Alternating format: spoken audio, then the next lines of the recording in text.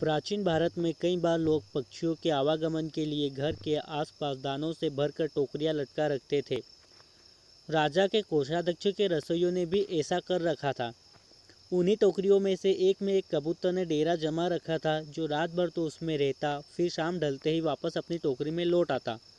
एक दिन एक कौवा भी वहां के रसोई घर से आती हुई पकते मांसाहारी की सुगंध से आकर्षित हो कबूतर की टोकरी में आ बैठा और प्रेम पूर्वक वार्तालाप करने लगा।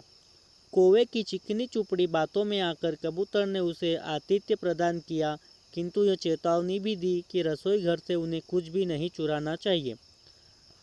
रसोइयों ने जब दोनों पक्षियों को साथ साथ देखा तो उन्होंने तत्काल कौवे के लिए भी एक टोकरी कबूतर की टोकरी के पास लटका दी, यह सोचते हुए कि ऐसा करने से दोनों मित्रों को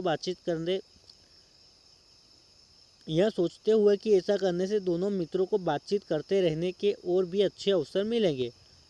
दूसरे दिन कबूतर जब तड़के ही उड़कर दूर निकल गया तो कौवा अपने वास स्थान पर दुबका पड़ा रहा। उस दिन रसोइयों ने मछली पकाना आरंभ किया। पकती मछली की सुगंध से कौवे के मुख में पानी भर भर आता। समय समय पर वह टोकरी के बाहर सिर निकालता और मांस चुराने का मौका तलाशता। एक बार उसने जब देखा कि रसोई घर के रसोइये थोड़ी देर के लिए धूम्रपान के लिए बाहर निकले हुए थे, तब वह उड़ता हुआ नीचे आया और पकते मांस के एक बड़े से टुकड़े पर चोंच मार दी, जिससे हांडी के ऊपर रखा कड़छुल नीचे गिर गया। गिरे कड़छुल की आवाज़ सुन एक रसोइया दौड़ता हुआ नीचे आया और कौवे की चोरी पकड़ ली। उसने तत्काल रसोई घर का द्वार बंद कर कौवे को धर दबोचा और बड़ी बेरहमी से उसके पंखों को नोच उसे मिर्च मसालों में लपेटकर बाहर फेंक दिया। थोड़ी देर में कौवे के प्राण निकल गए।